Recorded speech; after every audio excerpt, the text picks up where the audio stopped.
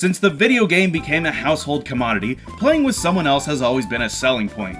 And as technology has continued to improve, so too has multiplayer. Games continue to add more and more players. We're at a point now where 100 people can connect and play together in a single game. That's insane! Along the way, there was a series that started on the Nintendo 64, a series that has proven that sometimes, playing alone is the best option.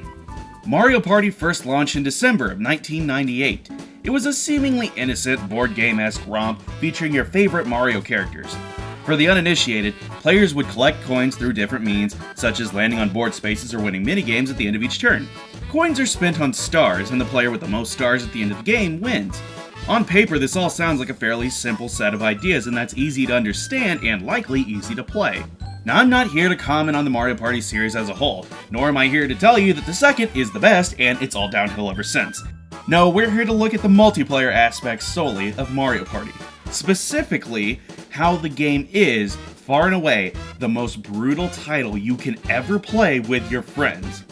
If you ever feel the need to test the bonds of friendship with another person, pop in a copy of Mario Party. As with any game, video or not, the object is to win. That's the nature of a game, the very goal. To win, to be the best, to succeed. Video games are typically a test of skill and understanding. In a fighting game, knowing combos and unleashing them on your opponent is deeply entrenched in skill. There's nothing to blame when someone else is simply better than you are and they're not coming after you as a vendetta. That's how a game is played. But up the ante a bit, say something like Super Smash Bros. That's a game where 4 people, sometimes more, are fighting one another. The rules are different, but typically you're all just fighting one another and a gang up is only going to happen on the person with the most lives. That's understandable as well. You want to be the last man standing. It's nothing personal if someone in the lead gets taken out. Competition works that climbing onto the top is hard, and sometimes staying there is even harder. The playing field changes as you progress, typically getting harder the further up the food chain you are. This is where Mario Party becomes brutal. Most games in their nature have the flavor of skill. Mario Party does have skill, mind you, but man alive, there's plenty of luck involved too. To move in Mario Party, players have to roll dice within the game. You then proceed to move around the board, trying to get the nearest star space with 20 coins in hand to exchange for a star.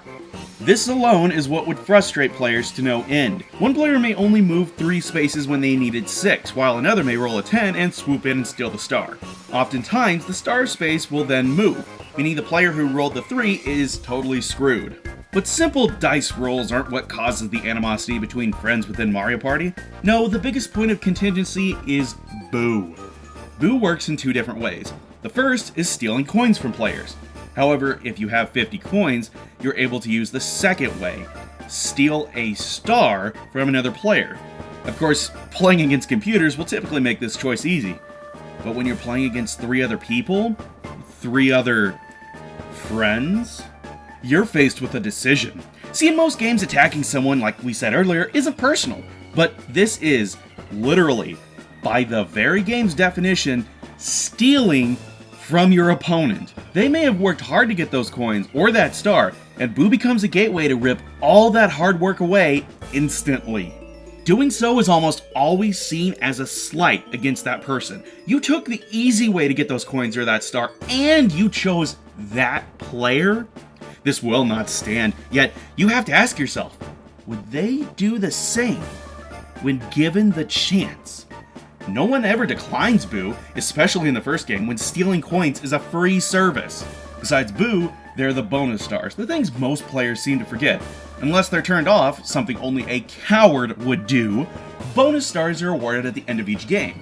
In the early titles, these were awarded for collecting the most coins, winning the most minigames, and landing on the most question mark spaces. Because these stars are free and awarded at the end, a savvy player can go the entire game without scoring a single star and still come from behind and sweep everybody. Something I may have done a time or 2 before. Mario Party, at least the first 2, are fun games, but the way they play gets a bad rap for being mostly luck-based. That's not entirely true. You can certainly tilt the scales in your favor and manipulate the game to win, as you can with any board game, hell, any game in general. But I'm hard-pressed to think of any other title that lets you so overtly screw your opponents and friends. There are games that are more competitive, sure. Mario Party will never be an esport, you'll never see updates for it on ESPN, and no one will ever get a sponsorship because they can clean house through its minigames. But maybe that's a good thing, because no other game will test your tenacity and moral compass quite like a Mario Party game.